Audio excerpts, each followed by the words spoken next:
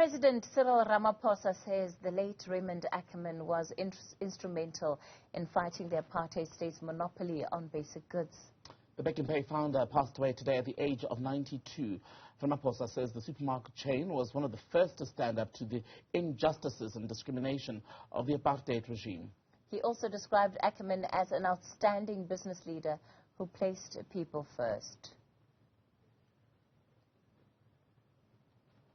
For more on this particular story, we're joined by brand expert Solly Moeng. Solly, good evening. Thanks for your time.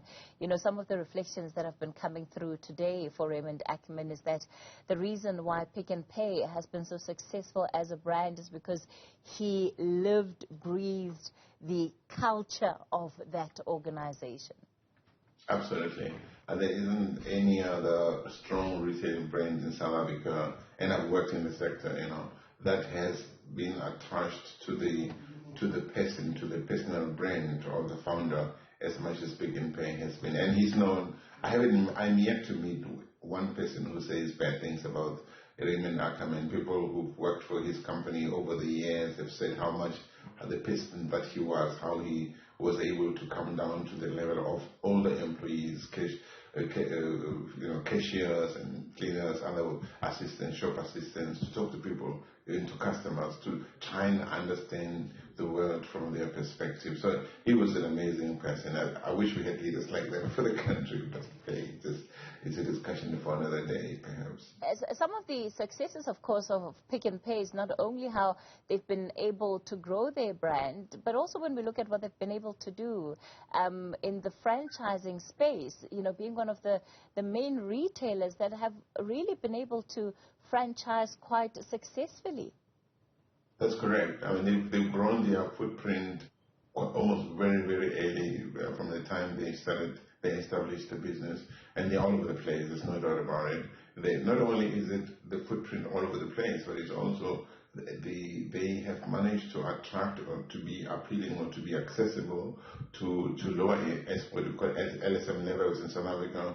Other retailers like Woolies, and which is great, I've worked for Woolies, have been very clear that they want to target the high LSM levels. He was like in the middle, in the mid, bottom to middle. People have been, Pick n Pay has been like a household name for a long time. And Raymond Ackerman, the brand, the person, the leader, has always been associated with amazing anecdotes around experiences in Pick n Pay. I have been lucky to meet him and his wife a number of years ago when I facilitated an interview for Daily Tambo, actually, when he had that TV show. And they are amazing people. They really have been amazing people, lovely people, down to earth, accessible. And they have created, at least in the South African side, that it's possible to have that kind of leadership. He's known across the world, of course, but I don't think people in other parts of the world, if they're not from South Africa, know him or have known him as South Africans have known him. Even people who haven't met him in person almost have a sense that they've met this man. Solly, it sounds like such a simplistic thing to do. Put the customer and the customer experience first. But we know that in reality, it's not that easy, especially once an organization grows to the size that Pick n Pay has. What was it, particularly about Raymond Ackerman, that you believe enabled the culture that he set up so very early on in the business to remain in Pick n Pay today? Look, it's a beautiful question. You know, I teach reputation management, and this is the sort of thing I love to. Look, when you set up a brand, you need to have a vision, you need to have leadership, you have to have a set of values. And when I say leadership, I'm not saying somebody with a PhD or whatever. You need somebody who's able to set the tone from the front, somebody who's able to speak to everybody else from a moral high ground and be credible, somebody who has empathy, who can chastise people irrespective of who they are. And I think Raymond Ackerman has positioned himself that he had set the tone. And it's really hard, I think it's very hard for people who've come up through the ranks or even from outside to lead Pick n Pay, to not have to remember where that business comes from. So he solidified a kind of leadership, if you want, in the early stages of the brand. You know, in Zulu they say, right? So if you don't shape the brand while it's still early, it becomes really hard to do it later. And he managed to set a tone for Pick n Pay from the start. If another leader were to come into Pick n Pay who behaves in a totally different way from Raymond Ackerman, people are going to start making noise about it. And I think really that leads us into the next phase, which is the new chapter that Pick n Pay is going to have to start without him.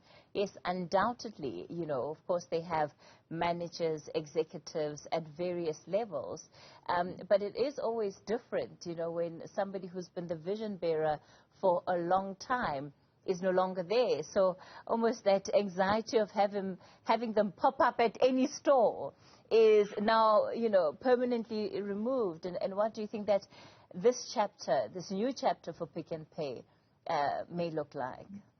Well, think about post-Mandela South Africa and post-Pick n Pay, post-Raymond Ackerman Pick n Pay. The thing with post-Mandela South Africa is that it didn't have leaders who carried the message that Mandela had of unity, of working together, irrespective, you know what I'm saying?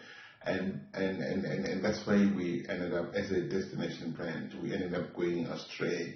But the leadership of Pick n Pay has to remember that this man imbued in it a way to do things, a way to relate to customers, a way to relate to other stakeholders, to employees, of course, importantly.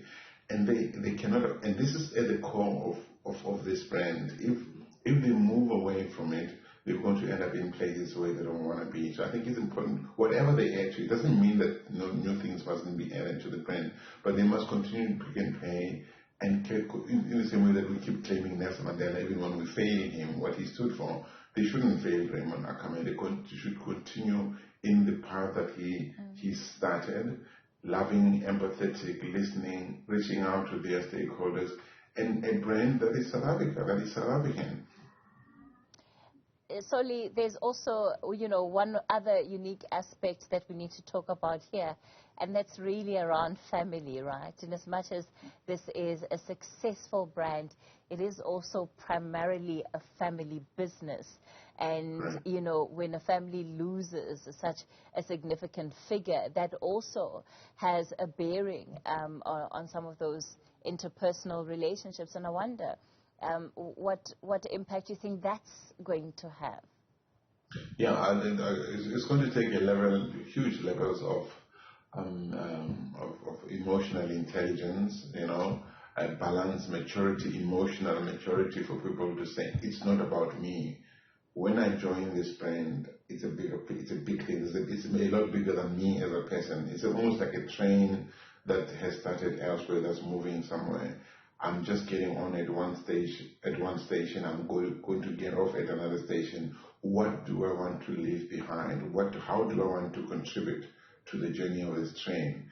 If you have the kind of leadership at Pick n Pay that thinks in those terms, I think they will continue, you know, the spirit of Pick n Pay, as it were. They will keep the spirit, the Pick n Pay accessible, you know, Pick n Pay, the kind of brand that South Africans of all colors, of all backgrounds, of all income groups are able to identify with at their level. I hope that they don't forget that, because if they do that, it's going to be really hard for them to start over.